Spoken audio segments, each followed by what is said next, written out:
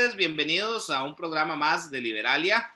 Hace días que no estábamos por acá y hoy vamos a reiniciar con este espacio de análisis, reflexión, discusión, conversación, que es básicamente para mí la parte más importante, sobre temas de actualidad nacional, política y científica, tecnológica, de todo tipo, desde una perspectiva liberal, progresista, y como siempre tenemos invitados para que nos vengan a hablar sobre diferentes temas.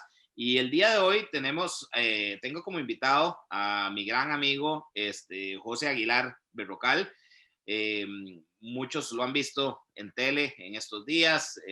José es una persona, es director y fundador de la Fundación Acción Joven, así como también ahorita está llevando a cabo y dirige un programa que se llama Reactivemos la Esperanza, ¿verdad, José? Que es un programa lindísimo del que no vamos a hablar hoy, desgraciadamente, pero que a mí me encanta y me parece que podríamos dedicar otro programa solo a hablar de ese proyecto que me parece maravilloso, solo para que sepan, y tal vez ahora le podemos preguntar a José un poquito que nos cuente rapidito de qué trata ese proyecto. Bienvenido, José, ¿cómo estás? Bienvenido a Liberalia. Muchas gracias, Eduardo. Un gusto estar con vos, con toda tu audiencia, y espero que les resulte de valor lo que vamos a compartir esta tarde. Sí, y es que esta tarde vamos a hablar de un tema que a mí me apasiona. Yo soy un apasionado de la historia, José, y la historia de mi país me encanta y la he estudiado muchísimo. Y creo que el tema de los retos de la educación pública para el modelo de país que tenemos y para el modelo de país que queremos, diría yo también, es un tema esencial. Costa Rica se ha caracterizado a lo largo de su historia por una preocupación por el tema educativo. La historia nuestra, siendo una de las provincias más alejadas del Virreinato de Nuevo México, de la Capitanía General de Guatemala, fue una historia de una provincia muy alejada, muy aislada, con mucha pobreza, muy olvidada, y sin embargo fue una de las provincias que a la hora de la independencia, en 1821, dio un giro que creo que nadie se podía esperar. Hubieran dicho, esa provincita que ni siquiera estaba clara de que quería independizarse, iba a caer en manos de déspotas, iba a ser una historia más de la triste historia del militarismo en América Latina y de todo esto, y fue todo lo contrario. Y yo siempre pongo como ejemplo que nuestro primer presidente, Juan Mora Fernández, tenía dos profesiones. Una era ser maestro y la otra era pulpero. Y eso a mí siempre me ha parecido que eso, mientras que todos en América Latina, en los libros de historia, cuando hablan de los primeros presidentes de los países, siempre hablan de grandes militares, con grandes hazañas bélicas y con todo esto, este tipo de parafernalia y de simbolismo, ¿verdad? Militar y de todo este tipo. Costa Rica, mientras tanto, más humildita, podía decir que su presidente tenía una pulpería y que además le daba clases a chiquitos, porque era maestro de escuela, además.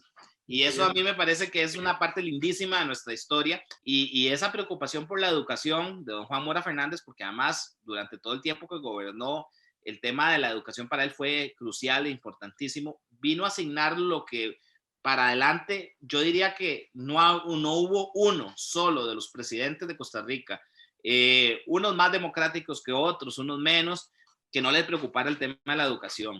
Y eso hizo de Costa Rica un país diferente. Y por eso hoy, realmente muy preocupado, José, de la situación en que estamos. Yo creo que no hemos realizado, nos hemos perdido en una serie de discusiones en los últimos años que todas nos llevan al final a que hay un problema educativo muy grande. Y nos hemos distraído en discusiones, no digo que menos importantes, porque todas son importantes, pero creo que ese país que se preocupaba tantísimo por la educación se olvidó un poco de la educación.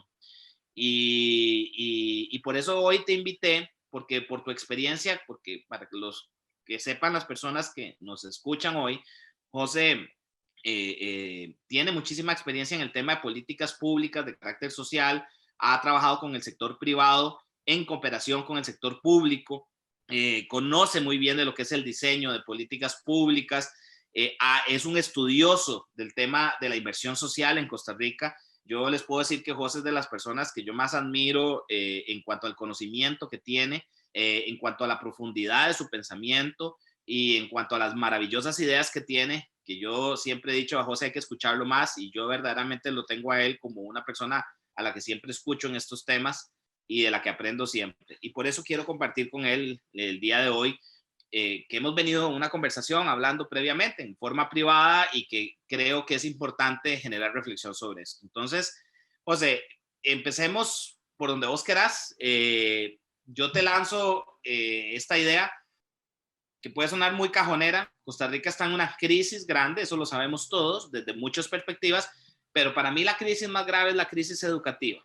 A veces no vemos en el más allá y creemos que la crisis educativa tiene que ver con que la huelga del 2018, con que la pandemia, que los niños están fuera del...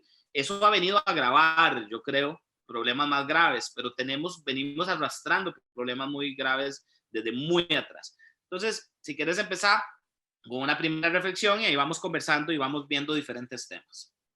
No, muchísimas gracias, Eduardo, por la amabilidad en tus palabras.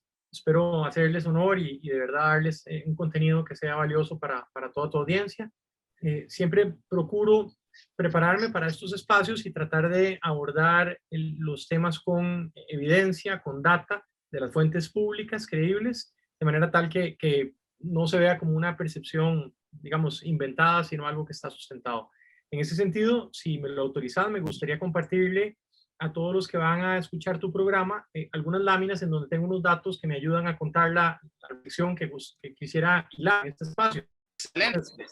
Esta primera lámina me parece siempre un punto interesante para contextualizar el proceso de desarrollo reciente de Costa Rica, al menos empezando quizá en la década de los 80s, en donde esta evolución de la estructura productiva, que es más o menos cómo se generaba riqueza en nuestra nación, es de una manera agregada, y por supuesto que para los puristas y todos los economistas habrían mares de literatura que podrían agregar para efectos de este espacio.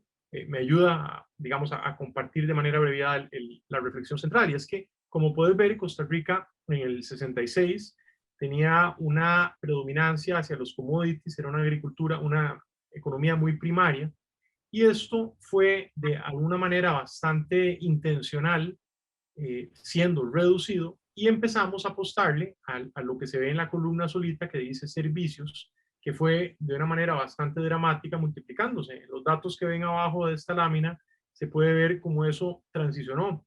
En el 66 pasó del 28%,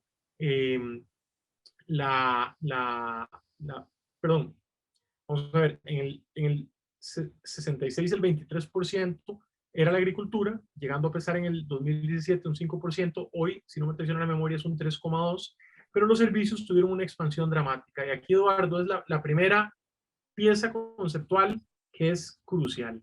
Para poder tener éxito en una economía de servicios, que además, por ser un país con una economía doméstica muy pequeña y tenemos que poder penetrar los mercados internacionales, lo que los economistas denominan una economía de escala, queremos apostarle a esa hoja de ruta. Eso presupone tener un activo crucial, y es algo que hay que celebrar, que es lo que llaman el capital humano, que son los ciudadanos de Costa Rica con capacidades cognitivas, intelectuales, con conocimiento y con una serie de destrezas que no son su fuerza bruta, sino es lo que tenemos entre oreja y oreja. Y eso porque a mí me parece maravilloso, porque es la mejor versión del desarrollo que podemos tener.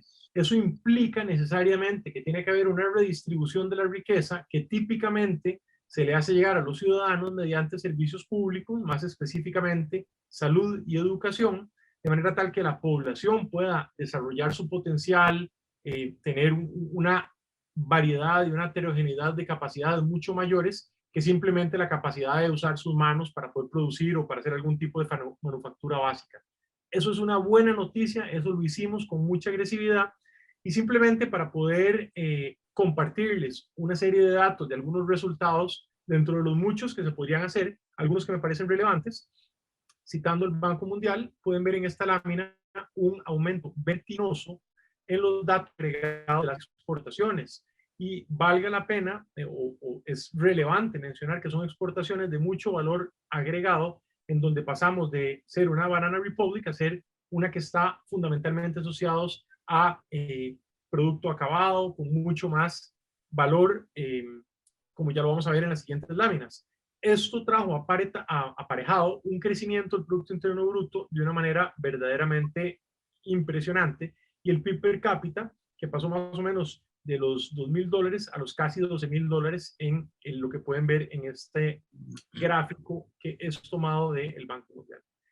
Y ve aquí, para terminar este primer razonamiento, esos son datos de CINDE del Banco Central, que nos decían que en 1985 los datos que estábamos exportando en servicios equivalían a la suma total de $220 millones. No obstante, haciendo un fast forward, llegamos a 2017 con $9,020 millones.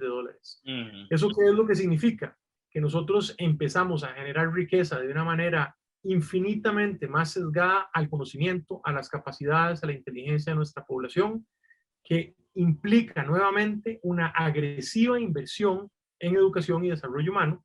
Y este grafiquito que podemos ver acá es uno de los más bonitos que he podido encontrar, en donde básicamente lo que te dice es, viendo el peso relativo que tenían, digamos, por ejemplo, las zonas francas que han venido siendo fundamentales en la industria médica, en manufactura sofisticada, en microchips y demás, como eso no pesaba prácticamente nada en la década de los 80 y su peso relativo fue aumentando de una manera dramática, mientras que en las barritas de la sección inferior, que son de este azul marino, ahí teníamos café, carne y banana, es lo que en jerga le llaman el Banana Republic, con un poco de desprecio a los países desarrollados a los que vienen detrás. Entonces, ¿esto qué quiere decir? Nosotros empezamos agresivamente y con intención uso ese calificativo, apostarle al conocimiento como la vía para generar riqueza y el desarrollo. Eso es absolutamente positivo, al menos en mi humilde opinión, es la hoja de ruta para poder insertarse inteligentemente en los mercados internacionales y presupone una fuerte redistribución de la riqueza, como decía, en salud y en educación. Ahora,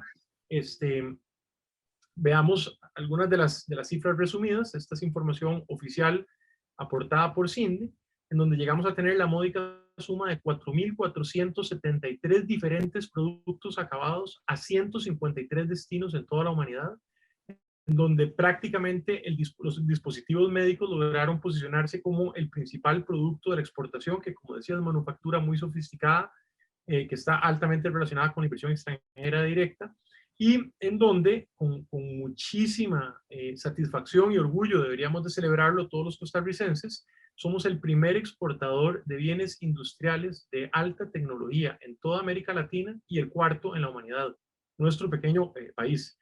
Si eso no es un logro, yo no sé qué es un logro, entonces. Ok, ahora ve qué interesante esta data. Aquí podemos ver algunos de los tipos de oficios, empleos, oportunidades laborales que se abren derivados de estos esfuerzos. ¿Para quiénes? Para aquellos que han podido tener oportunidades educativas de alta calidad, que tienen ya sea cursos técnicos o bien educación terciaria terminada. Con una gran frecuencia también se solicita el dominio de la segunda lengua, más específicamente el inglés. Entonces ve qué interesante, por ejemplo, jefe de desarrollo en sistemas, el salario promedio sin cargas sociales en estas industrias son de $3,400 y el presente 75 estamos hablando de $4,060. Y ahí puedes ver cualquiera de estos otros rubros que son digamos, las oportunidades que le abren para todos los hijos y los jovencitos de los señores adultos que van a estar viendo tu programa, con la condición de ¿qué? De que la calidad que le ofrecemos a los costarricenses sea verdaderamente valiosa. Ahora bien, aquí esta acotación, Eduardo, a mí me parece que es bien importante y a veces, por lo difícil que es tener discusiones en redes sociales, cuesta hacer esta reflexión, pero si me lo permitís quisiera ahondar en un par de elementos que son muy importantes. Aquí quiero excusarme un poco con tu audiencia, porque estos datos son del 2015 y el otro es del OIT un poquitito más viejo, Me ha costado encontrar información en donde haga un análisis comparativo, un buen benchmark regional, pero el argumento sigue siendo verdaderamente relevante. ¿Qué es lo que pasa? Hay que entender que nosotros, para poder producir y para poder, que las personas que trabajan en cualquier empresa privada saben que hay que llegar al punto de equilibrio y es poder tener más ingresos que los costos de producción o que los gastos, y ahí es donde empezás a tener utilidades.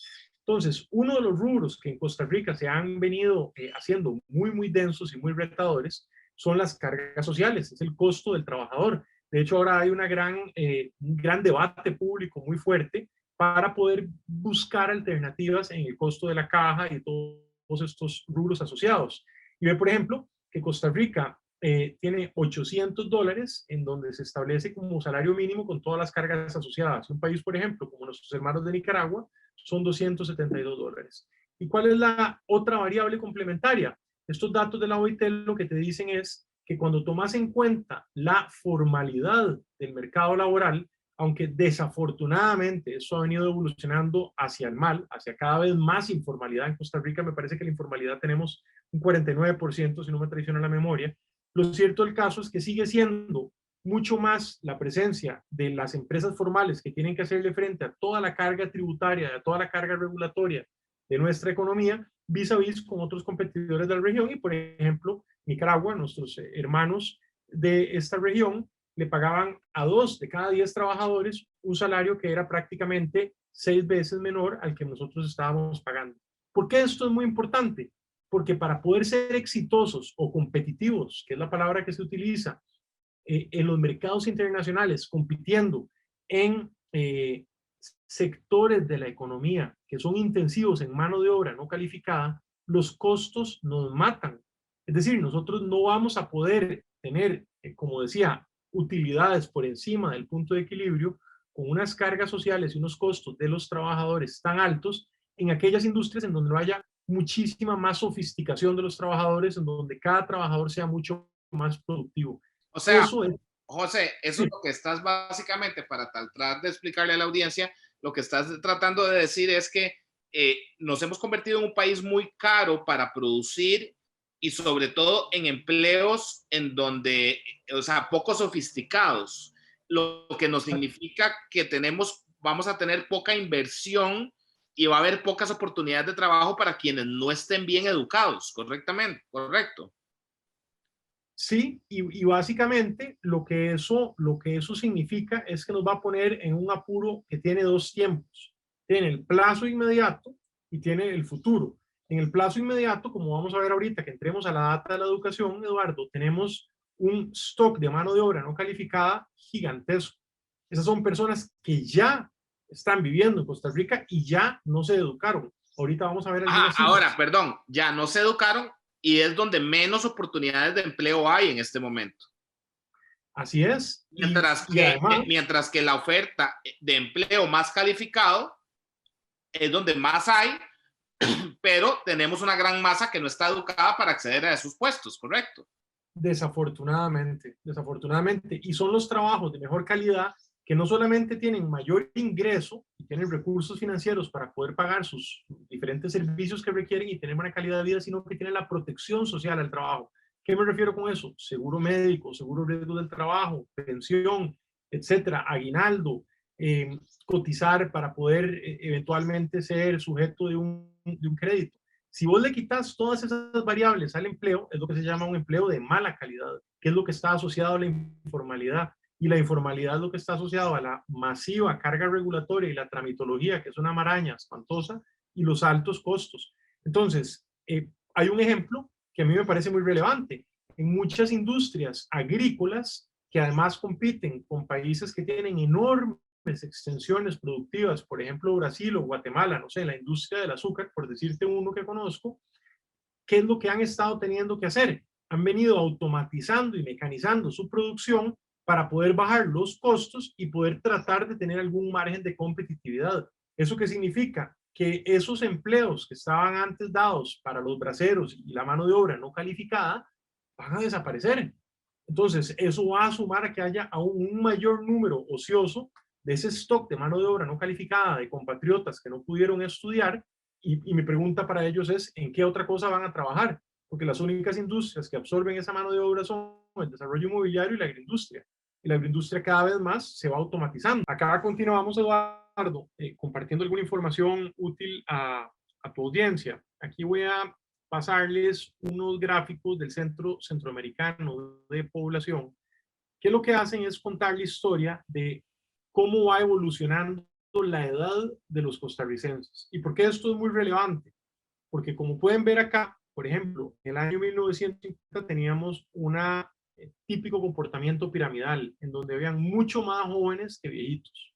En el 2000 ya se empieza a poner más o menos tirando hacia un comportamiento cilíndrico, que es el que tenemos ahora, en donde hay menos jóvenes y empiezan a hacerse más los adultos y los viejitos. Y mira lo que va a haber en el 2050. Van a haber muchos más adultos que jóvenes. ¿Y eso por qué es relevante? Porque se pierde la oportunidad de lo que denominan un bono demográfico, que es cuando hay más jóvenes, adquieren bastante, digamos, preparación, educación, habilidades, en el mercado laboral formal se insertan, generan riqueza, contribuyen para la pensión, para la caja, y luego cuando ellos salen hay suficientes fondos para que puedan tener una vida digna con una pensión que exista. La matemática que tenemos es, muchos jóvenes no desarrollan en su edad, en donde tienen además las facultades cognitivas, esas habilidades, están ya sea desempleados o en el sector informal del mercado laboral con los trabajos de la peor calidad de nuestra economía, no cotizan para nada y cuando son viejitos o adultos y ya no están productivos, ¿quién los va a sostener? Y la pregunta es que nadie, porque no hay fondos. Entonces, a la luz de esta reflexión que estábamos haciendo, este gráfico, a mí honestamente me genera una gran angustia, porque desgraciadamente el programa no está mejorándose. Y acá, lo voy a pasar un poco más rápido, pero esta reflexión sí es bien importante. Ve qué poderoso esto que nos dice el Estado de la Nación. Y acá, Eduardo, mi intención es empezar a hacer un pequeño puente conceptual, ya no solamente hacia lo que genera, digamos, oportunidades de empleo, el tipo de perfil que requerimos y, digamos, las ventajas que hubiese tenido que desafortunadamente no se desarrollaron. Y ahora la conexión más bien es entre empleo formal y salida de la pobreza. Y este gráfico que el Estado de la Nación apunta a mí me parece muy poderoso, porque lo que te dice es que tenés del 100% de personas que están en el año 1 en la pobreza, si vos haces un análisis cedular y los ves cómo están en el año 2, lo que te dicen prácticamente es que 42% de ellos van a haber caído a la pobreza. ¿Por qué? Porque perdieron su participación del mercado laboral y que otro tanto va a haber salido de la pobreza en la medida en que hayan logrado tener un empleo, en donde 8 de cada 10 colones que tiene un costarricense vienen del mercado de trabajo.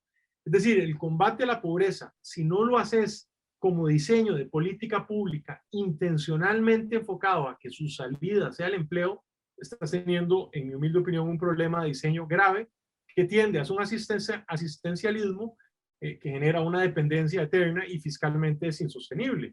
José, a mí me preocupa mucho que oigo voces después del tema de la pandemia. Yo sé que es una discusión mundial y todo el tema, pero yo veo voces que encuentran muy sencillo decir, tenemos que buscar una renta básica universal, que es todo un tema que hay que discutirlo y no es para hablarlo de hoy, pero que básicamente es como dejando de lado y creyendo que con esa renta básica y no preocupándonos por el empleo, vamos a poder sacar a la gente de la pobreza. Y a mí me preocupa muchísimo eso. Sí, Eduardo, yo tengo que ser transparente con tu audiencia y decir que he estado buscando mucha literatura y en este momento me siento con grandes dudas. Te digo una, por ejemplo, que es de índole ética y también se va a convertir en una fricción política. Hacete de cuentas que vas a decir que le vas a dar una renta básica a un segmento importante de la población porque va a ser sustituida por algún algoritmo o algún tipo de desarrollo, digamos, tecnológico. Pero habrán otros que van a poder seguir trabajando. No sé, decirte las personas que están, no sé, atendiendo en un restaurante, por decir el primer ejemplo que se me viene. Entonces, ¿cómo va a ser la narrativa moral en una democracia para decirle a un segmento de la población que se esfuerce, que trabaje, que lidie con todo lo que implica el día a día de esa actividad y a otros que no, que simplemente van a mantenerse en su casa? Por decirte uno. Y adicional a eso, No, no, y digamos, no quiero desviar tu presentación, sino nada más dejarlo ahí como planteado, porque lo que vos planteas con datos es muy claro. O sea, para salir de la pobreza necesitamos hablar de empleo. Más allá de cualquier duda. O sea, Mm. toda la literatura especializada, casi que de cualquier punto de vista ideológico, quiero decir, coincide en que el empleo formal es básicamente, digamos, esa bisagra que une la política económica con la política social y hace sostenido el bienestar de ese individuo y además un ciclo virtuoso, que es el argumento que quiero hacer acá, en donde le ayudas al desarrollo de tu país ya en su conjunto. ¿Por qué? Porque cuando vos ves el empleo formal que te genera, estás logrando que las personas coticen para las pensiones, estás logrando que tengan los ciudadanos y sus familias que están trabajando acceso a un sistema de salud, Perdón, estás logrando... perdón, con esto del acceso al seguro de salud, un gran engaño en que hemos caído en este país, que la cobertura de salud es universal. Con los niveles de informalidad que tenemos, eso es una gran mentira.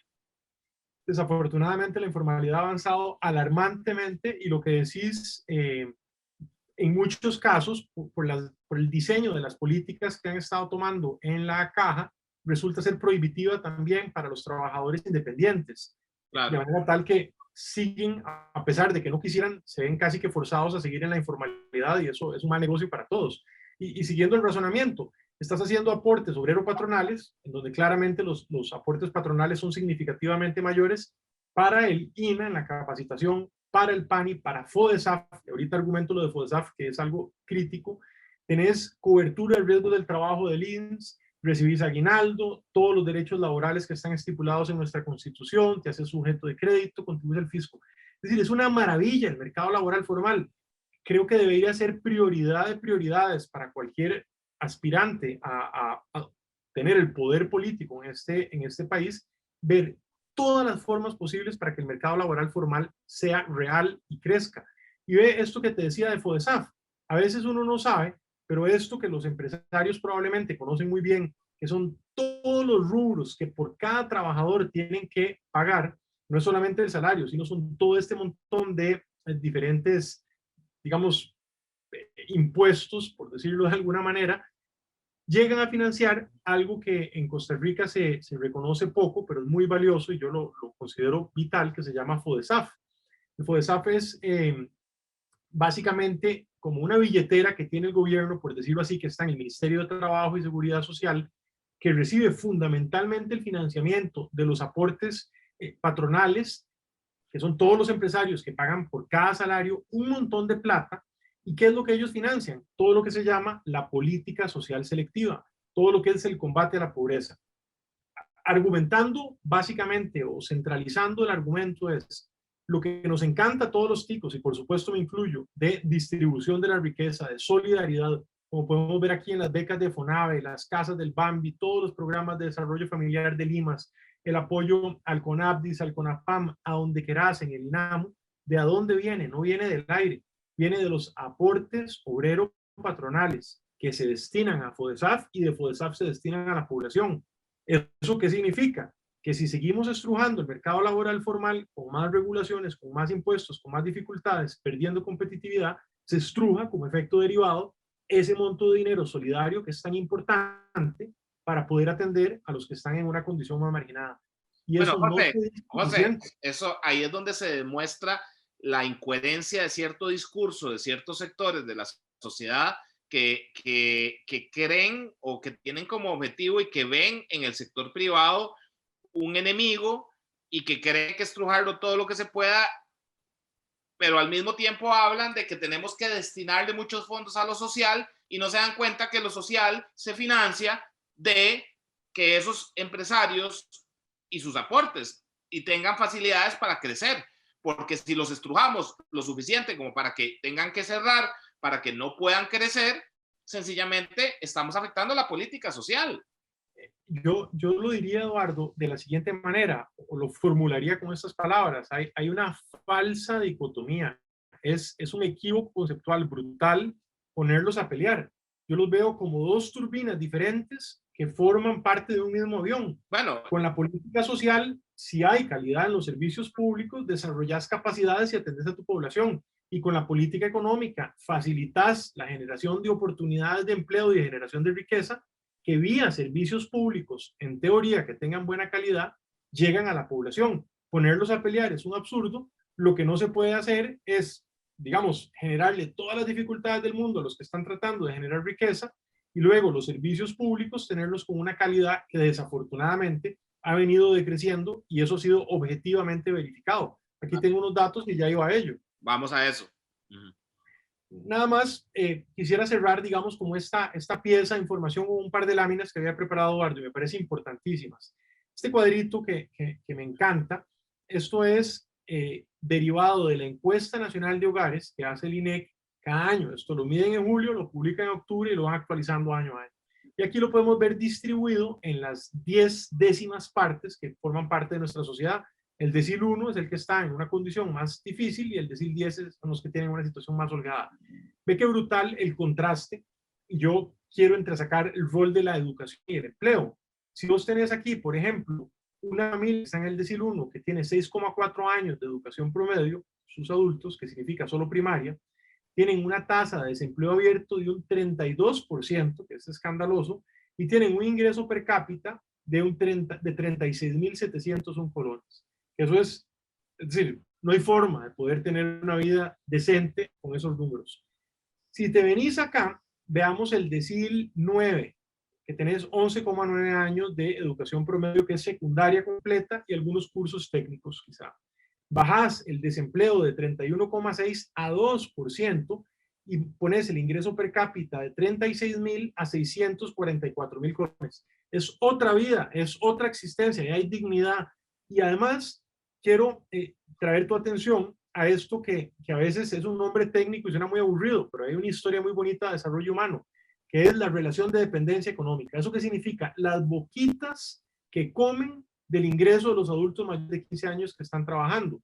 Entonces, aquí tenés de este ingreso pírrico de 36.000 pesos que tienen que comer 2,8 boquitas en contraposición de esos ingresos 643.000 que cuando lo sumas al ingreso promedio del hogar te lleva a 1.814.000 colones y es 0,6. Ese 0,6 no es que es medio chiquito, solo con una pierna y un bracito. Claro, es que son dos padres con un núcleo familiar cohesivo que están invirtiendo en buena alimentación, de manera tal que cuando el chiquito está en su primera etapa de desarrollo cognitivo, tiene lactancia, tiene proteínas, tiene su cerebro, su sinapsis va a funcionar, tiene probablemente una computadora, acceso a tecnología, y ahí es donde nos vamos en esas dos autopistas que van paralelas y difícilmente se encuentran, que es la de la gente que tiene recursos y oportunidades, que le fue bien, que pudo estudiar y va a seguir en ese ciclo exitoso, y la de estos núcleos disfuncionales que típicamente son monoparentales, casi siempre jefeados por una mujer, que tienen que tener la mala fortuna de atender servicios públicos de muy mala calidad y van a repetir el ciclo intergeneracional de la pobreza. Se salen sin haber terminado la secundaria, no saben encender una computadora, no saben nada de inglés, van a estar o desempleados o con los peores empleos de la economía y van a tener probablemente de edades muy tempranas un montón de chiquitos. Es mala economía, es mala política social y no nos sirve de nada. Aquí nos vamos entonces de qué poderoso.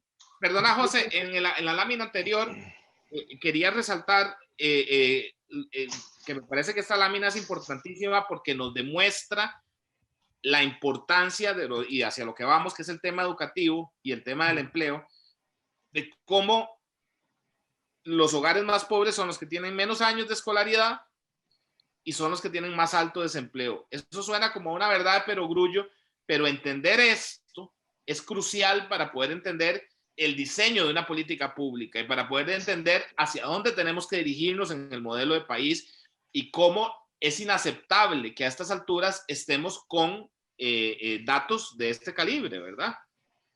Sí, no, y hacia eso voy. Ahí tengo los datos específicos. Mira qué duro. Acá tenemos unos datos de la encuesta de hogares. Estos son datos pre-pandemia, pero son muy importantes tenerlos presentes. ¿Quiénes son los que están en el desempleo? Clarísimo. Trabajadores no calificados, que son las personas que no tienen secundaria completa.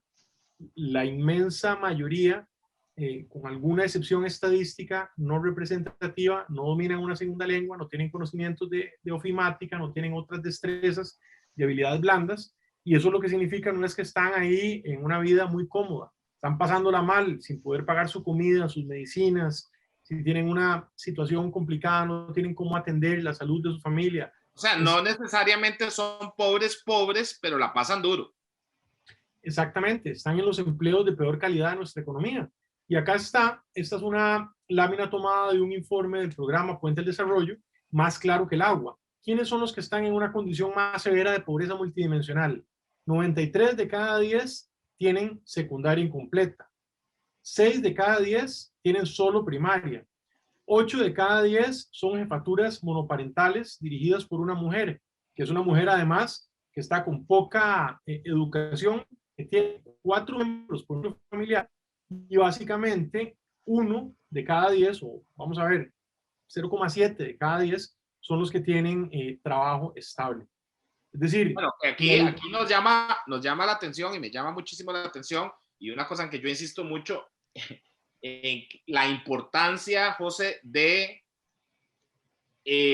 tomar medidas contra el desempleo femenino.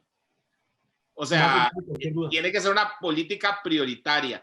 Y hay un dato que andaba por ahí del Banco Mundial que decía que si nosotros subíamos la tasa de participación laboral femenina a los niveles en los que tenemos la de los hombres, porque los hombres andaban prepandemia en un 65, 70%, ahora bajó, pero y las mujeres andaban en un 45, 50%. Si nosotros las igualábamos, el impacto en el PIB era de 10 puntos porcentuales.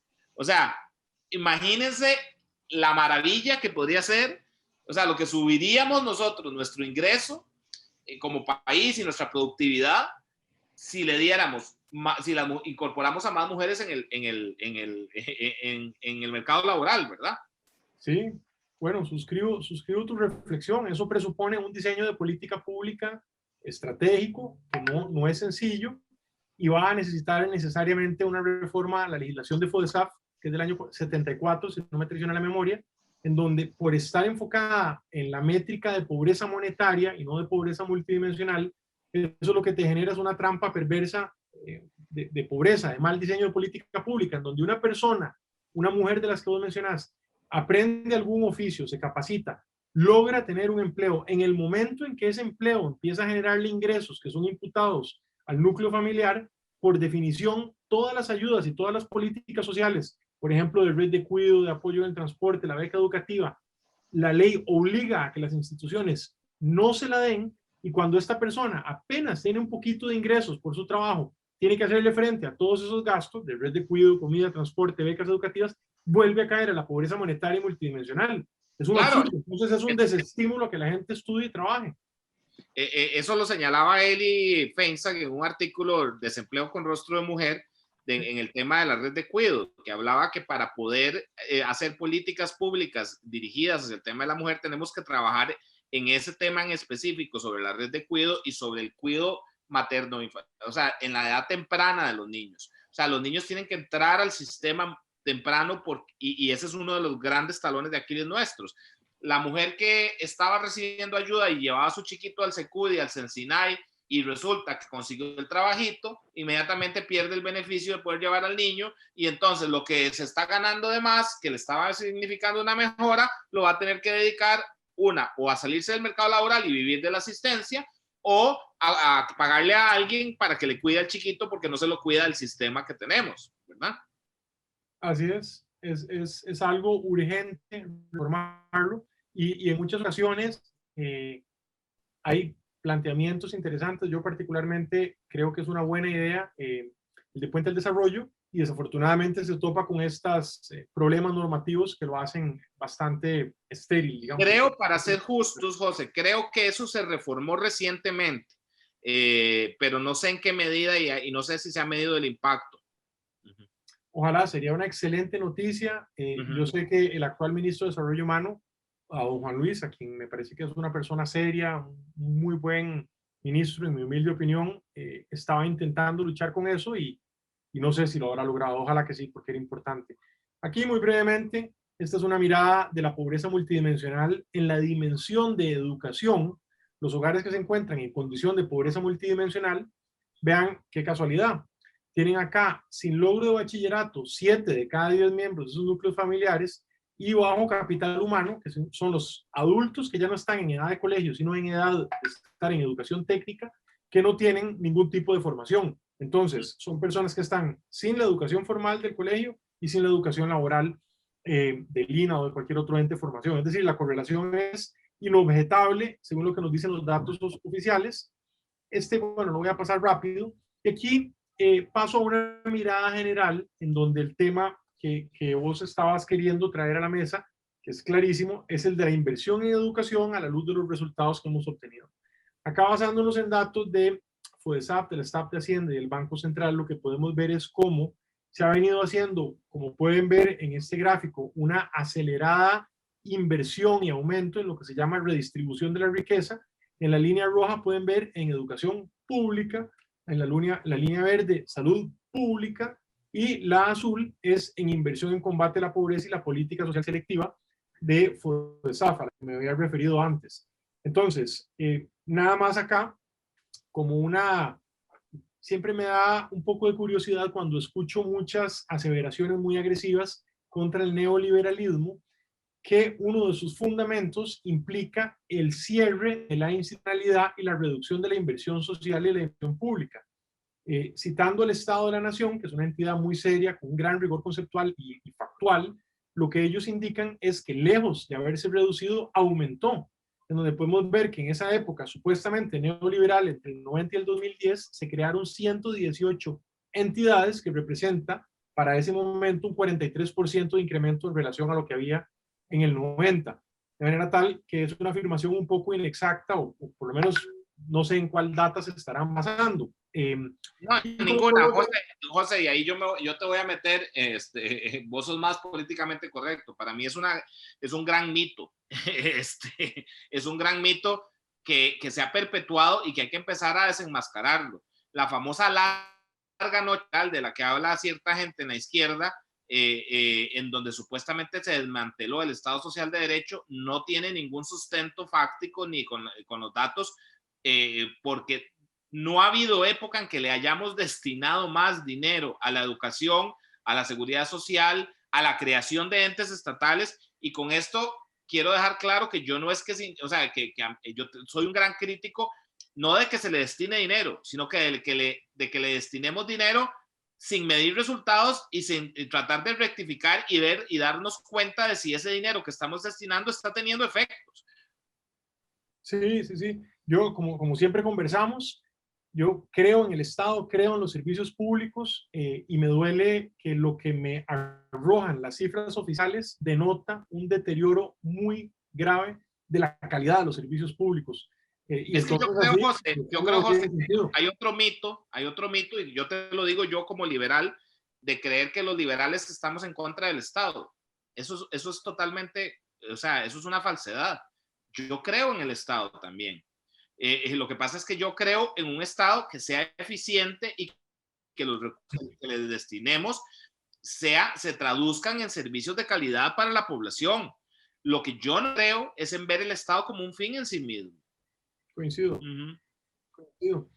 Acá buscando láminas representativas, encontré algunas muy interesantes. Esta es de una investigación que comentamos de previo, de un gran economista, el señor Rodolfo Jiménez, que hizo para la Academia de Centroamérica, donde básicamente el foco de su análisis es cómo ha venido comportándose la asignación presupuestaria a esta actividad, la educación pública, y a dónde se ha venido invirtiendo el grueso de esos recursos.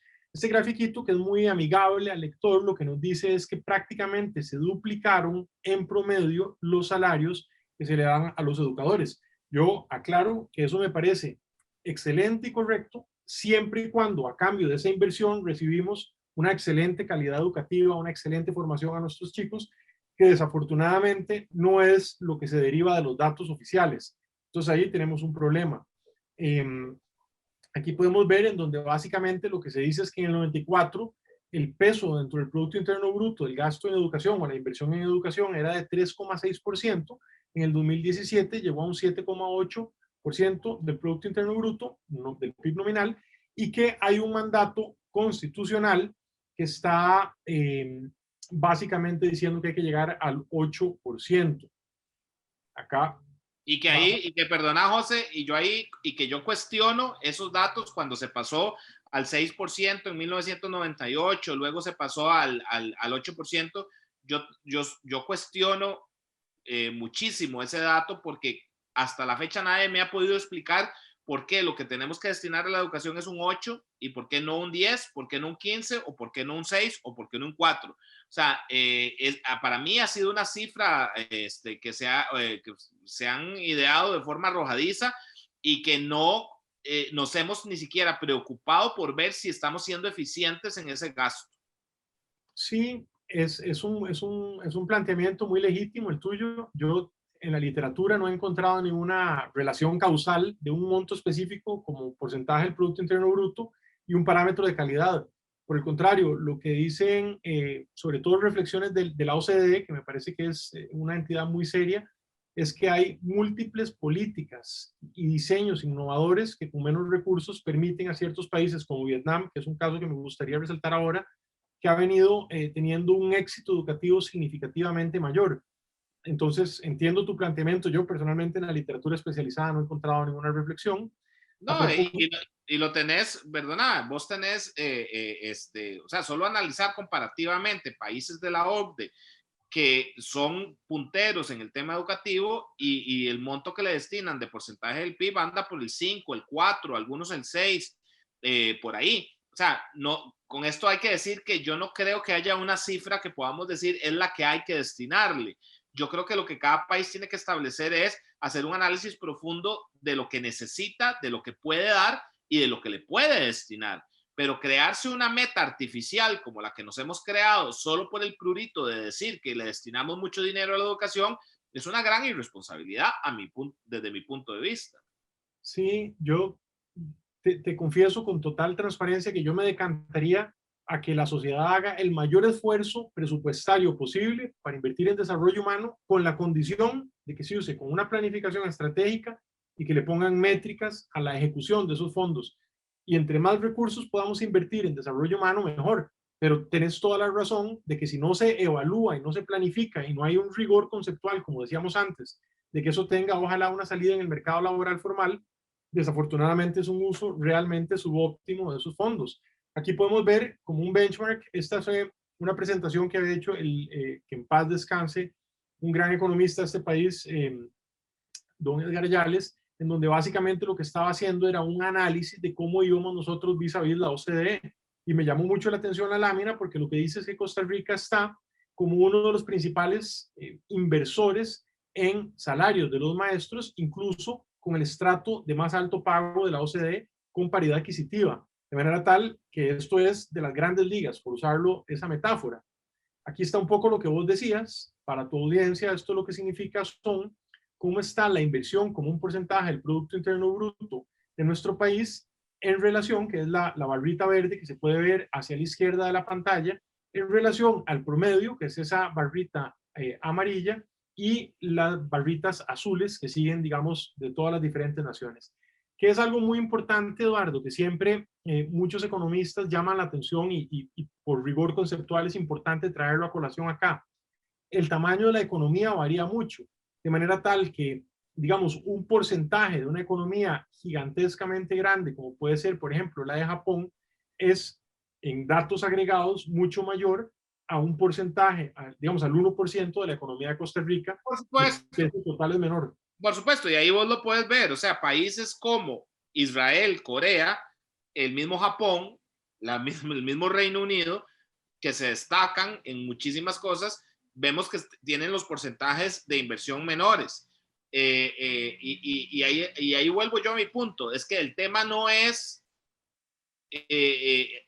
a mí me preocupa muchísimo que en este país cualquier político que llegue y trate de evaluar, y si la evaluación le dice que hay que bajar la inversión, sería un pecado nefando y todo el mundo diría que está en contra de la educación y que está aquí, que allá. Y no, es que necesariamente necesitamos determinar si verdaderamente es lo que estamos necesitando. Y aquí quiero unir con otra lámina que vos presentaste anteriormente. ¿Cómo hemos aumentado la inversión en educación? ¿Cómo hemos aumentado la cantidad de maestros que se han contratado? Porque ese es otro dato importante. Pero resulta que nuestra pirámide demográfica nos está diciendo que cada año entran menos niños a las escuelas.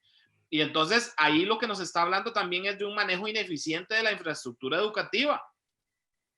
Sí, eso es completamente cierto. Ahí tengo un par de láminas, exactamente lo que decís, y los datos, o sea, coinciden con tu afirmación 100%. Voy a pasarlo rápidamente acá para no llover sobre mojado. Básicamente, una comparación que sale en el informe del Estado de la región con paridad adquisitiva, básicamente cómo estamos nosotros en pago de maestros de secundaria y primaria en relación a la región centroamericana, claramente. Y te comento, porque lo estuve investigando, a nivel de Latinoamérica tenemos los salarios más altos de toda América Latina, más altos que Chile. Imagínate. Acá está este punto que vos decías, Eduardo, que suscribo plenamente, en donde básicamente lo que podemos ver es esa pirámide demográfica que antes teníamos más jovencitos de poca edad, menos adultos, ya tenemos un comportamiento de cilindro y vamos hacia una pirámide invertida. Eso básicamente, teniendo el dato acá del Centro Centroamericano de Población, lo que nos dice es que, como pueden ver en este recuadro, para el 2050 vamos a tener 22% menos de jóvenes que estarían en edad de estar empezando la secundaria. Eso realmente es algo crítico para la planificación. Acá podemos ver los datos del Ministerio de Educación Pública, cómo se venía presuponiendo que iba a haber una caída verdaderamente importante en la matrícula, ya básicamente en un lustro, o sea, en 5 años, que eso es una camada. Claramente caímos en garras de la pandemia y antes de eso del desastre de las huelgas y ha puesto, perdonando la expresión coloquial, patas arriba todo, pero lo cierto del caso es que esto implica que va a haber una infraestructura más grande relativa a la cantidad de chicos que van a haber y una cantidad de docentes más grande relativa a la cantidad de estudiantes que van a estar requiriendo de los docentes. Eso es una gran oportunidad para poder trabajar, por ejemplo, en una política pública extraordinaria que promueve la OCDE, que es observación en el aula, que presupone digamos, un apoyo entre pares y que puedan dar una retroalimentación activa según lo que sucede en el acto educativo, en el salón de clases. Es una gran oportunidad, pero tiene que ejecutarse, ¿verdad? Y bueno, hoy estaba leyendo que no hemos podido ejecutar la política de enseñanza de la matemática que se estableció en el 2012, no se ha podido ejecutar todavía en todo el país y los resultados están ahí. Hoy informaba La Nación que la Universidad de Costa Rica aplicó una prueba de diagnóstico para los que ingresaron este año, una prueba de diagnóstico de matemática, y el 96% de los que la tomaron la reprobaron, José. Y ahí, Eduardo, uno, tu observación a esta reflexión. ¿Quiénes son ese 96% que tomaron esa prueba matemática? Son los sobrevivientes a un proceso educativo que tiene un ciclo muy discontinuo en donde la exclusión estudiantil es brutal. Esta es la última vez que el Ministerio de Educación en el 2016 publicó este dato de los cohortes o de las camadas, por decirlo así, cuando la mazorca viene entera en primer grado, cuántos granitos siguen pegados hasta el final de la secundaria. Y lo que nos dice trágicamente es que solo 388 de cada 1000 se gradúan a tiempo. Entonces, ¿quiénes son esos que lograron llegar a esa prueba que vos mencionás? Son los que supuestamente estaban mejor preparados, con más apoyo en su núcleo familiar. Y ya ves el resultado que han tenido. Entonces, imagínate cómo están el resto de costarricenses. Están los otros que ni siquiera se acercaron ahí. Imagínate. Aquí podemos ver algunos datos que claramente a la luz de lo que ha ocurrido en la pandemia, esto es catastróficamente peor, pero los datos en el Ministerio de Educación en este momento, no sé cómo decirlo con diplomacia, es difícil seguir la data que se publica por la dificultad que se ha generado primero en las huelgas y después en la pandemia, de manera tal que con esta me siento seguro de hacer esta afirmación. Además son datos de la encuesta de hogares del INEC, y lo que te dice prácticamente es que 1 de cada 2 jóvenes en edad de estar terminando la secundaria no la termina ya en esta Costa Rica, que significa que no tienen, como decía, conocimientos de ofimática, dominio de la segunda lengua, habilidades blandas, y en cuáles sectores de la economía se van a poder involucrar en este contexto de automatización del mercado laboral y de bajar costos en esas industrias. Mano de obra no calificada, bueno, Es una pregunta que no sé cuál es la respuesta. Y el tema de la exclusión estudiantil, que es una que vemos mucho en Acción Joven, se toma con mucha ligereza. Y aquí voy a dar una pequeña cápsula, digamos, puntual, Eduardo, y muchas veces la gente reporta lo que llaman la matrícula bruta. Y eso es un pequeño gol que nos meten a veces. La matrícula bruta son todos los jóvenes que están enrolados en el sistema educativo al margen de su edad. Yo, por supuesto, concedo que es mejor que estén en una clase, que estén en una esquina, no sé, traficando o haciendo alguna cosa mala. Pero lo que nos dice esta investigación que ha hecho el Estado de la Educación, que es excelente entidad, es que un joven que repite algún grado tiene 12 veces más probabilidades de ser de los que no termina. Entonces ahí es donde hay que usar el dato de la matrícula neta, que son los chicos que van en el año que le corresponden. Y ahí estamos desastrosamente mal. Entonces, no hay que quedarse satisfechos cuando reportan matrícula bruta, sino matrícula neta. Y ahí los datos son verdaderamente catastróficos. Aquí es un ejemplo, tal vez como he estado trabajando mucho en Guanacaste, en donde la industria del turismo es la que genera oportunidades y el tema del inglés es evidentemente de las mejores herramientas de empleabilidad. Me he puesto a revisar las cifras y son realmente lúgubres. Según la encuesta de hogares, 9 de cada 10 costarricenses no hablan inglés y en las zonas rurales es 94%. Y cuando vos te pones a ver acá cómo se compone ese 1 de cada 10 trabajadores que sí habla inglés, entendamos que es esa pequeña élite, 8 de cada 10 de ese 1 están en el sector privado, 0,2 de esos están en todo el gran gobierno, por ahí está el Ministerio de Relaciones Exteriores, el COMEX, el ICE, el ICT. Entonces mi pregunta es, ¿cómo están los centenares o miles de docentes de inglés que están enseñando inglés? O sea, los docentes de inglés están metidos dentro de ese 7% del gobierno central. Que ahí se lo pelea todas las instituciones que te mencioné, que por definición ocupan gente que habla inglés. Qué horror. O sea, la pregunta también del millón es, ¿qué les están enseñando?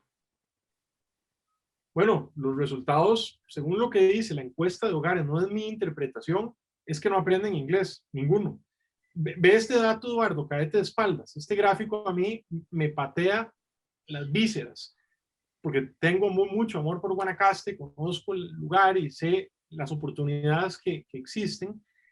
Básicamente lo que te está diciendo el recuadro rojo es que vamos a enfocarnos no en la escolaridad promedio. La escolaridad promedio de la región guanacasteca, de la región chorotega, son 8,3 años y el conocimiento, el dominio de la segunda lengua básicamente es de 96 de cada 100 no hablan inglés. Eso es general. Vamos a ir específico a quiénes. A los que tienen más escolaridad de la población, que son los que terminaron la educación secundaria técnica completa, que son 12 o 13 años seguidos de educación. Esa pequeña élite, de cada 100 que se logra graduar, tenés 94 que no pueden dominar el nivel básico de inglés según la encuesta de hogares. No sé si me logré explicar, tenés una gran masa que ninguno habla nada y tenés una pequeña élite que estudió 13 años seguidos en el sistema educativo formal, de los cuales solo 6 de cada 100 pueden tener un dominio en el nivel básico del inglés, que es de las principales herramientas de empleabilidad para ir al sector formal del mercado laboral. Bueno, que ahí, o sea, eso también a mí lo que me está diciendo es, podemos crear todas las fuentes de trabajo del mundo que se te puedan ocurrir en Guanacaste, con hoteles, con servicios asociados al turismo, con servicios de restaurante, de esto y que el otro, que al final esos puestos de trabajo que van a necesitar inglés no los van a poder ocupar las personas de la región chorotega. Exactamente. Hay un estudio, si no me traiciona mi memoria, era del año 2013 o 2014 del INCAE, y tristemente no lo pude conseguir en esta ocasión, pero sí recuerdo bien que era como 92% de los puestos administrativos y altos eran ocupados por no guanacastecos, en prácticamente la totalidad de las empresas. Claro. O sea, ¿quiénes van a ocupar esos puestos? Los que tienen las cualificaciones. ¿Quiénes son? Los que están en el Valle Central, son los que se tienen que ir a Guanacaste. Y eso te genera un grandísimo reto si vos sos una persona que está tratando de generar empresa en Guanacaste, porque tienes un enorme déficit de trabajadores calificados, tenés que traerlos de otros lados, pagarles las amenidades. ¿Y qué pasa cuando esa persona dejó lejos a su esposa, a sus hijos, obtiene otra vez una oportunidad de trabajo cerca donde vive, te deja botado y se va de regreso a su país o a su comunidad y tienes una rotación laboral enorme que te genera una gran inflación salarial. Entonces es un problema sistémico enorme en esta industria. Y lo triste de esto es que, Eduardo, ya se ha pagado vía tributos al MEP, al INA, a los programas del Ministerio de Trabajo, y tenés luego que volver a pagar como sector privado por capacitaciones privadas por tercera y cuarta vez después de que ya te facturaron esos otros servicios públicos. Ahí es donde no sale la matemática. Bueno, ahí es donde, perdona, ahí es donde se ve el desperdicio de recursos. O sea, estamos destinando una ingente cantidad de recursos en capacitarlos, salen sin capacitarse, y entonces es el sector privado el que tiene que asumir una capacitación de emergencia, por decirlo de alguna manera. Entonces estamos destinando 2 veces recursos para lo mismo, o 3, o 4. Exactamente, y yo quiero retirar, o sea, mi punto conceptual y de política pública, yo creo la importancia de pagarle al MEP, de pagarle al INA, de pagarle al Ministerio de Trabajo, pero que lo hagan bien. O sea, yo no, jamás diría que no les paguen, hay que pagarle, pero que lo hagan bien. Eso Es sí. que, yo creo que coincidimos completamente, José. Si hubo alguien en este país que creyó en la educación pública y costeada por el Estado, porque yo no le llamo gratuita, porque no es gratuita, es costeada por el Estado a través de los recursos que recoge, a través de los impuestos, fueron los liberales en el siglo XIX. O sea, los liberales en el siglo XIX no tenían un sistema de educación privado, lo que fomentaron fue un sistema público. El tema que estamos hablando aquí no es que esto lo asuma el sector privado o no. El tema es que no podemos seguir botando la plata de esa manera. Desafortunadamente, y quienes más sufren son las personas que no tienen ahorros o fincas o empresas, conexiones, porque ¿en qué van a ocupar su vida? ¿Cómo van a desarrollar su potencial si no van a poder aspirar a ocupar esas oportunidades que les ofrece su entorno? Van a tener una vida difícil, desafortunadamente, y ahorita vas a ver cómo la amarro con un riesgo del contexto costero tremendo que tenemos en América Central y en Costa Rica. Aquí un par de data también, y quiero reiterar que me he esmerado en no dar mis interpretaciones personales, estoy tratando de aportar evidencia objetiva, en este caso la OCDE, de las pruebas PISA, que son pruebas estandarizadas en donde se miden las habilidades cognitivas de matemáticas, ¿cómo se llama? Reflexión, interpretación de la lectura, de las ciencias y demás. Y esta, Eduardo, es una de las más dolorosas porque lo que nos dice es que cuando vos ves cuáles son las categorías de éxito, tenés 0, que es el más malo, y 6, que es el mejor. Básicamente nosotros tenemos en Costa Rica la seguidilla de evaluaciones que nos han hecho en 4 ocasiones, que hemos venido deteriorándonos de manera importante. Hay una curva inversamente proporcional en mayor asignación de recursos financieros y mayor caída de calidad educativa objetivamente verificable. Aquí lo que nos dice es que entre el nivel 1 y 2 prácticamente tenemos a 9 de cada 10 costarricenses, y voy a leer literalmente la definición técnica que da esa entidad. Dice: los alumnos que están por debajo del nivel 2 no pueden interpretar y reconocer preguntas que requieren más de una inferencia directa, no pueden usar algoritmos básicos, entiéndase, suma, resta, multiplicación y división, fórmulas o procedimientos para resolver problemas usando números enteros, y no pueden interpretar resultados literalmente. Ahí tenemos a 9 de cada 10 costarricenses según la OCDE y las pruebas PISA. Esto es una catástrofe nacional y no está dicho, interpretado subjetivamente de nadie. Son los resultados que tenemos comparativos. En las ciencias, básicamente, como puedes ver, tenemos prácticamente entre el nivel 1 y 2, que tiene la misma lógica, cerca del 80% de los jóvenes que no pueden tener, digamos, el análisis de combinación de variables para poder llegar a una conclusión. Son facultades cognitivas muy elementales las que no estamos pudiendo dotarle a nuestra gente. Este grafiquito acá era un punto que te hacía, revisando la literatura, me llamó mucho la atención el caso de Vietnam, en donde lo que pueden ver para las personas que están siguiendo tu programa es esta columna vertical, es cuál es el puntaje que obtienen los jóvenes en su promedio en cada una de estas naciones. Entre más alto, como pueden ver acá, mayores son sus facultades cognitivas. Y acá, hacia la derecha, el eje horizontal, son los recursos financieros que se invierte por estudiante. ¿Qué es lo que el caso de Vietnam refleja según estos informes, que es pues un benchmark literatura comparada? Básicamente que Vietnam está incurriendo en una cantidad de recursos significativamente menores que Costa Rica, que está acá, y está obteniendo un desarrollo de facultades cognitivas en ciencias, en matemáticas, en interpretación de la lectura, significativamente mayores. Eso va a tu punto de que el monto no es necesariamente predictor del resultado, sino la calidad y la sofisticación en la política educativa que se implementa en cada nación. Y eso es muy sugerente para algunas de las reformas que tenemos que hacer en nuestro país. Este otro cuadrito, Eduardo, es bien preocupante. Lo tomo del estado de la educación nuevamente. Voy a tratar de explicarlo en sencillo. Lo que nos dice esta cifra, este circulito de color rojo, es que todos los padres de familia que tienen una menor escolaridad, que pueden ver desde la secundaria incompleta hasta ninguna, digamos, nivel de alfabetización, que es la mano de obra no calificada, envían a sus hijos a el colegio público, a la escuela pública, que desafortunadamente, como hemos visto, tiene problemas importantes. Las personas que de alguna manera logran arañar un poquito más de educación, terminan el colegio, van a la universidad, tienen cursos técnicos y tienen un poquito más de ingresos, hacen un esfuerzo gigantesco para sacar plata de donde no tienen, para mandarlo a el sistema privado.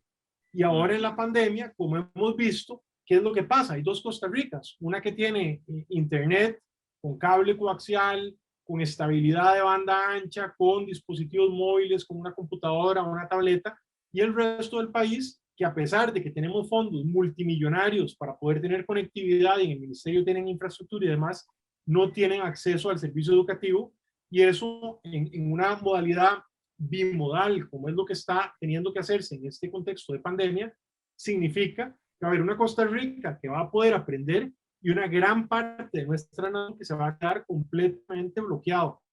Tiene oportunidades que no nos va a dar ningún resultado mínimamente razonable desde ningún punto de vista.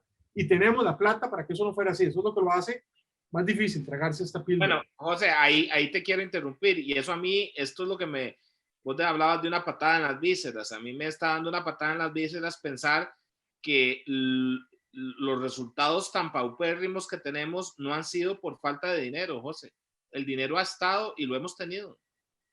Eduardo, siempre en broma tengo una frase que siempre digo, que si me llego a ser famoso en algún momento lo voy a patentar, y es que en Costa Rica, paradójicamente, la pobreza y la escasez se deriva en enorme medida de la pésima gerencia de la abundancia. Eso ningún otro país en desarrollo puede decir la tragedia que decimos nosotros, porque podríamos Te lo voy ser a robar porque, no, te cito, no te lo voy a robar, te voy a citar porque creo que es la frase que más nos define, la pésima gerencia de la abundancia. Así podría definir miles de cosas en este país. Desafortunadamente, y acá quise tomar algunas notas que fueran ilustrativas, para que no sea solamente algo técnico o conceptual, y en este contexto que hemos venido argumentando con evidencia, que desafortunadamente hay muchas oportunidades de mejora en la calidad educativa, explícame vos, Eduardo, cómo es que solo 43 de 80,000 funcionarios sacaron una calificación de no muy bueno y excelente. A mí no me sale la matemática. Y de ahí se gatilla de manera legal el acceso a una suma muy importante de pluses y de bonificaciones que desafortunadamente no parecieran estar justificados. Yo quisiera hacer una pequeña aclaración, y es que, por ejemplo, estoy pensando en una persona que aprecio mucho, doña Mitzi, que es la directora de un excelente colegio público en Villarreal, en Guanacaste, a quien admiro y respeto, que han logrado implementar modalidades educativas, bachillerato internacional, tecnología. Así como ella, hay una gran cantidad de personas nobles, esforzadas, que se empeñan en tratar con amor a sus jovencitos y que desafortunadamente por este gran problema sistémico, un gran problema de economía política en donde hay gremios que atacan muy fuerte cualquier reforma hacia la calidad, se ven frustradas y no logran que su buena intención y su buena fe se materialice. Entonces, quiero resaltar que reconozco que he tenido el placer de conocer en Punta Arenas, Chacarita, en Limón Centro, en miles de lugares en Guanacaste, en barrios urbanos marginales, a excelentes funcionarios que me consta que sacan el dinero de su bolsa para ayudar a sus jóvenes, y los grandes problemas de administración, de gestión, de nula información, les impide hacerlo. Y lo he visto y los conozco y quiero rendirles honor. José, Desafortunadamente, la tendencia es otra. José, yo concuerdo con vos. Y esto lo quiero aclarar, el ver estos datos y el señalar estas grandes falencias no es un ataque al magisterio, no es un ataque a los maestros, a los directores. Conozco, al igual que vos, directores que se dejan la vida tratando de hacer su trabajo. Esto es un análisis y una crítica al sistema, a la gerencia política. Y cuando hablo política lo hablo en el buen sentido. Yo no uso la palabra político como un insulto, yo uso la palabra político en el buen sentido. Nosotros tenemos carencia de políticos en serio y de buenas políticas. Pero si seguimos haciendo las cosas de la misma manera, José, no vamos. Y aquí quiero un poquito para ir cerrando, porque, o sea, pucha, de verdad que podríamos pasar horas. José, ¿qué tenemos que hacer para cambiar esto? Ok, acá déjame aventurarme a hacer un par de reflexiones de cierre. Nada más no quiero dejar de decir esta, Eduardo, que me parece muy importante y que está cerca de mi corazón por el trabajo que hemos podido hacer con jóvenes. Con datos de la Academia de Centroamérica, citando el estudio de don Ronulfo, un joven en colegio le cuesta al año en promedio a Costa Rica 1.760.000. Basándonos en entrevistas que han sido publicadas del director de adaptación social, este fue del año 2013, le costaba a un joven en el sistema penitenciario 8,5 millones de colones, sin contabilizar lo que es el costo, digamos, de captura, que es muy difícil lograr que la policía lo agarre y todo lo que eso presupone, luego el proceso judicial que va a durar no menos de 3 años, y cuando un jovencito que no tiene oportunidades, que tiene un núcleo disfuncional en un entorno muy adverso, termina en la cárcel, entre los 19 años y va a salir los 25, 26, con un PhD en delincuencia organizada, sin un núcleo familiar que lo respalde, sin acceso laboral, eso lo que va a llevar es a que repita este ciclo casi que de inmediato. Entonces es muy malo. Y cuando uno se pone a ver que no es casualidad que 9 de cada 10 privados de libertad, según el Estado de la Nación, no tenga secundaria completa, te preguntas cómo nos va a ir a nosotros, siendo un país centroamericano en donde el Banco Mundial lo que dice es que 9 de cada 10 kilos de cocaína que se consumen en Estados Unidos pasa por tierra, por América Central, y ves este gráfico terrible, que es de este mismo estudio del Banco Mundial, que te dice que un kilo de cocaína en las montañas de Colombia puede costar $1,000 y vendido en el retail de América del Norte puede llegar a costar $170,000. Entonces, lo que llaman el narcomenudeo tiene toda la liquidez para en una sociedad muy consumista y materialista seducir a estos jovencitos con el celular, con ropa de marca, ofreciéndoles un sentido de pertenencia, y eso es gravísimo si no lo atendemos. No es solamente el mercado laboral, es la subjetividad de estos chicos rotos, desmotivados, sin amor, sin afecto, que estamos dejando abandonados en el país y que captura esta gente. Y acá, bueno, voy a cerrar brincando algunas reflexiones importantes con algunos puntos dentro de muchos que se podrían hacer. De ninguna manera esto es exhaustivo, pero algunos que me parece que valen la pena. No puede ser que no contratemos a quienes, en mi humilde opinión, tienen el rol más importante en una nación, que son los educadores, sin que se haga una evaluación de capacidades, de capacidad cognitiva, de habilidades didácticas, de compromiso verdaderamente verificable. Solo porque presenten un título de cualquier universidad, muchas con poca calidad, no debe ser suficiente, y eso repercute en que en el acto educativo se haga de una manera muy subóptima. Básicamente estamos en un contexto que ya empezó, que viene con una agresividad feroz, que es la cuarta revolución industrial, la automatización del mercado laboral, en donde el tipo de destrezas que van a requerir los seres humanos para poder seguir en el vagón de desarrollo son aún más exigentes. Vienen muchas buenas oportunidades. Yo me confieso un adepto de la tecnología, la apoyo, la aplaudo, pero entendiendo que hay que, en la transición en la que estamos, darle capacidades a la gente, si no vamos a estar en apuros importantes. Eso lo tiene que entender el Ministerio de Educación a fondo, los educadores, y tienen que poder adaptar sus tácticas y sus contenidos. Me parece que si no se hace una prospección de mercado laboral, y acá ya no se debe de hacer una prospección de mercado laboral con el espejo retrovisor, viendo cómo era la economía de antes. Aquí lo uno con el punto 2.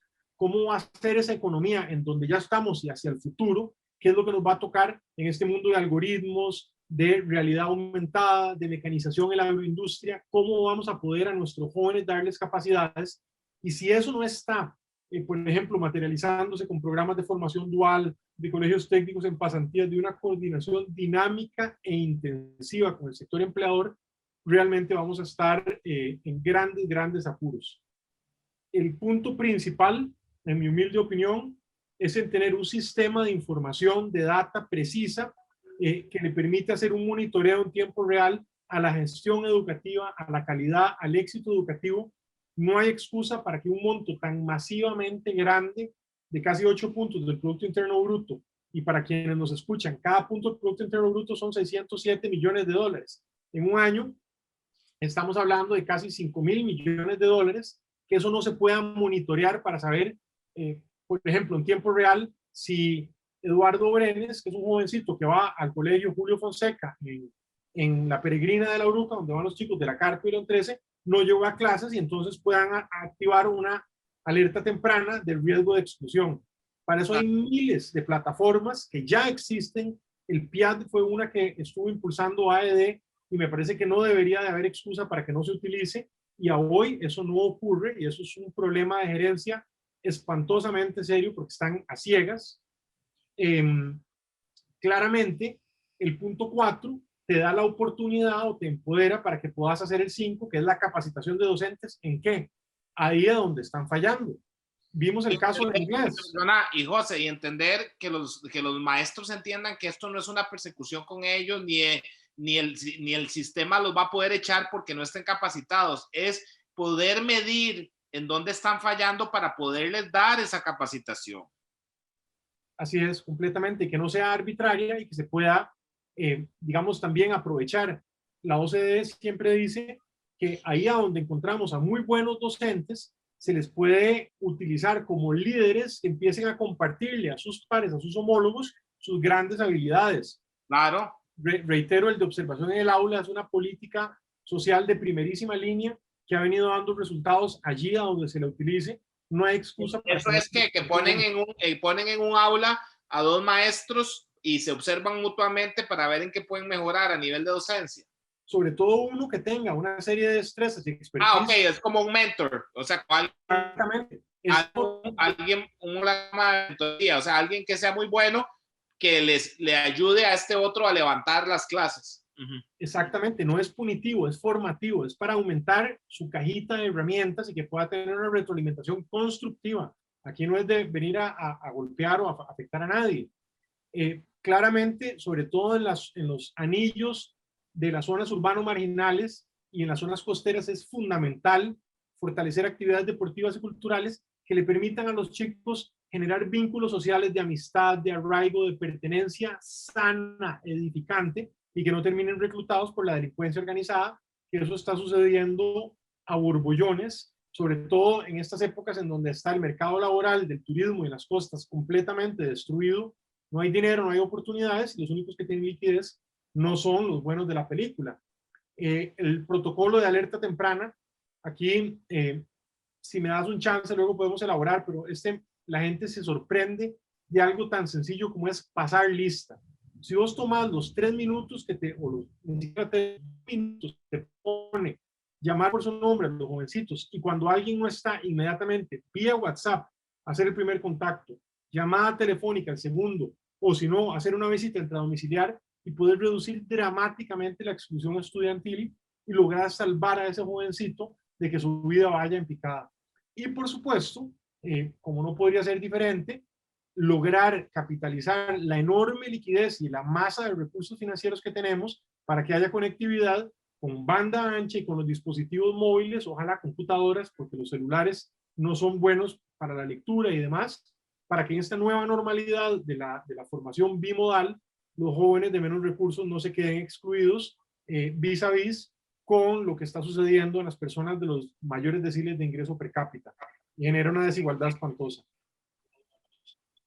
Qué impresionante, José. O sea, bueno, yo no tengo palabras, realmente creo que hiciste un recorrido impresionante, nos diste una radiografía espeluznante, pero yo siempre soy optimista, y yo, si algo también conozco de vos, es que también sos un gran optimista.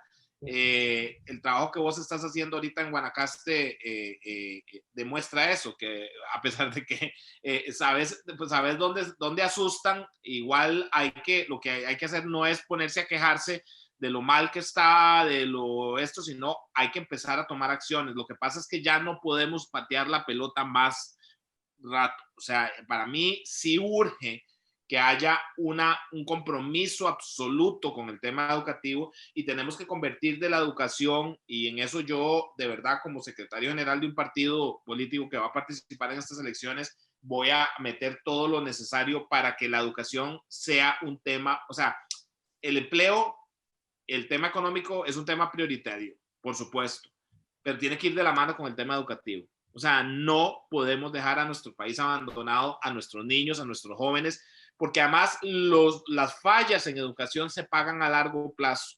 O sea, lo que estamos viendo ahora nos va a estar pasando factura dentro de 20 años, porque no vamos a poder crecer con las capacidades que necesitamos, no vamos a tener la mano de obra porque no se les educó a tiempo. Y después es mucho más caro conseguir, cuando ya entran en la vida adulta, donde hay parejas, hijos, que esas personas le puedan dedicar, y trabajo, que esas personas le puedan dedicar tiempo a la formación, es mucho más difícil. Es cuando ellos pueden dedicarse a educarse, cuando hay que educar a las personas. Entonces, definitivamente yo creo que esto tenemos que tener en cuenta que esto es una emergencia nacional. Así es, Eduardo. Y como cierre, me gustaría hacer una aclaración de lo que he podido ver, porque me siento moralmente obligado a hacerlo. He tenido la oportunidad de compartir con relativa cercanía con algunos jerarcas en los gobiernos de liberación. Pude estar relativamente cerca de don Leonardo y de don Mario Mora, su viceministro, luego de doña Sonia Marta en la administración del Partido Acción Ciudadana, y pude ver su gran conocimiento, su genuino compromiso, su sacrificio en muchos aspectos de sus propias vidas y de su trabajo, y cómo problemas de economía política que no tenían que ver con el diseño de las políticas públicas, sino con negociaciones de índole más electoral, se interponían completamente, y grupos con fuerte poder de veto, gremios, sindicatos, que en esa coyuntura política electoral entorpecen. Uno que recuerdo con mucha admiración, que me gustaba muchísimo, es de las políticas públicas más lindas que he visto en mi vida, se llamaba Ética, Estética y Ciudadanía. Yo no sé si era de la creación de don Leonardo o la había adaptado de otra nación, pero era una belleza en donde se modificaban los reglamentos y los programas de estudios sociales, de literatura, con reflexión, con creatividad, todo ese pensamiento analítico que hoy en la cuarta revolución industrial es clave, y no pudo ser implementado casi que en ninguna medida por una serie de problemas políticos en la coyuntura del TLC, que fue fuertemente bloqueado. Pero a ver, pero José, sabes que el problema es que no podemos seguir con buenas intenciones.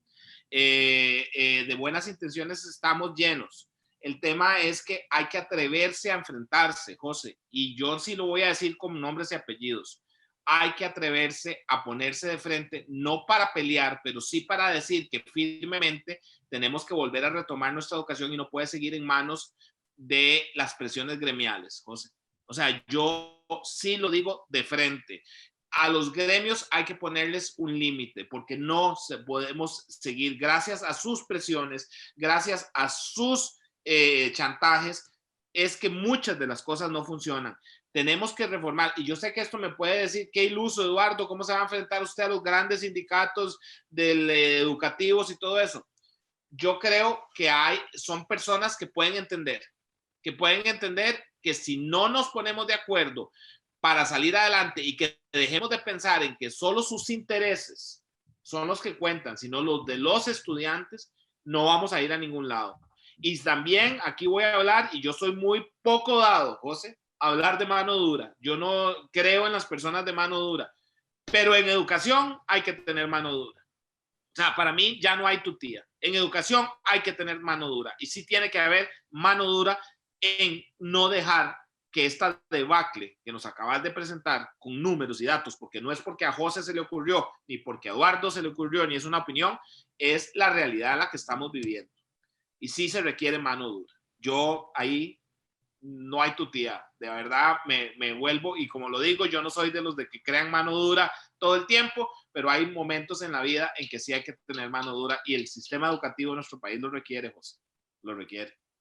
Yo creo que no hay una política más importante en el desarrollo de una nación que la habilidad y los estímulos que le damos a nuestros jóvenes, a los chicos, para que puedan sentirse especiales dentro de un país, desarrollar su potencial, creer que pueden lograr grandes cosas y tener las herramientas para poder lograrlas, que sigan sus sueños, que aporten a su vida personal, que sumen a nuestra democracia, a nuestra economía, y que sean personas con plenitud, con identidad, con autenticidad.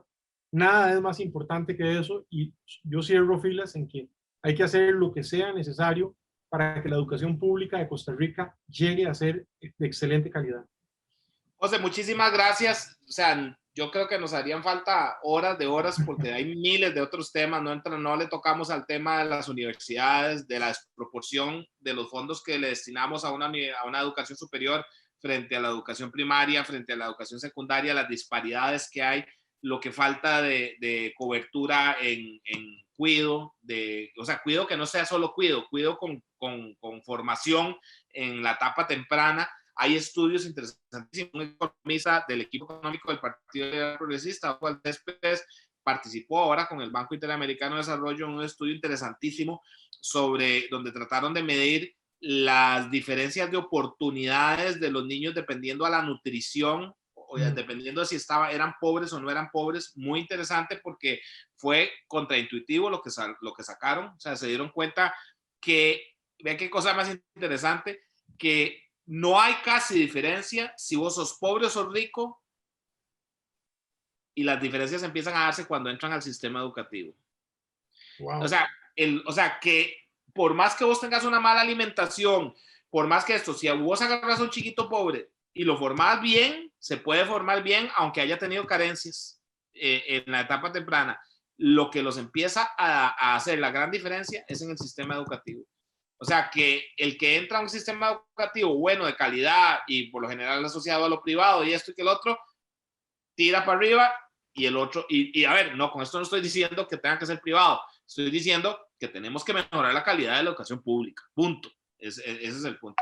José, muchísimas gracias, de verdad muy agradecido. Hay muchos temas más que tenemos que hablar, y creo que lo que tenemos que convertirnos es en aliados desde muy diversas trincheras para trabajar con un objetivo común, y sí para mí hace falta un gran acuerdo nacional sobre el tema educativo, de una gran reforma educativa que tenemos que hacer, pero que se tiene que visualizar para ayer, definitivamente. Gracias por la oportunidad, Eduardo. Encantado de acompañarte. Espero que haya sido de utilidad para tu audiencia y que todos estén muy bien. Un gran abrazo. Claro que sí. Muchas gracias. Chao.